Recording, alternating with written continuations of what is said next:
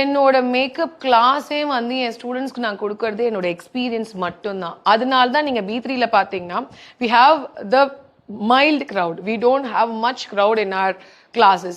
எதனாலனா எல்லாருக்குமே வெளியே தெரியும். நான் வந்து டிராமா பண்ண மாட்டேன்.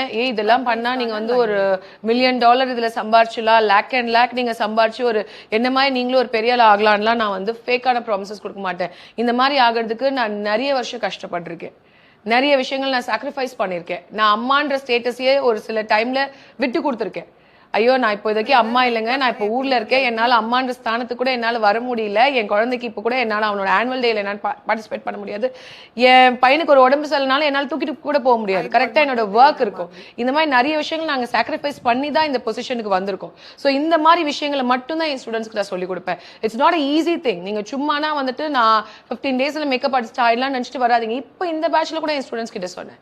வந்த பிள்ளை வந்து நான் ரிக்ரெட் பண்ண முடியாத ஒரு கேள்வி கேட்டா. நான் அந்த பிள்ளைகிட்டே சொன்னேன், கண்டிப்பா இந்த நெக்ஸ்ட் எந்த சேனல்ல இன்டர்வியூ எடுத்தாலும் நான் கண்டிப்பா அதை பத்தி சொல்லுவேனே நான் சொன்னேன்.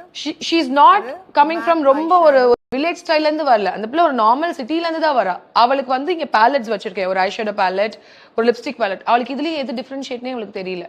ஆனா அவளுக்கு மேக்கப் ஆர்டிஸ்ட் படிக்கணும், ஒரு மேக்கப் கோர்ஸ் படிக்கணும், நானும் பெரிய ஆள் ஆகணும்னு வந்துட்டாங்க. இதை நீங்க எப்படி அக்செப்ட் பண்ணிப்பீங்க?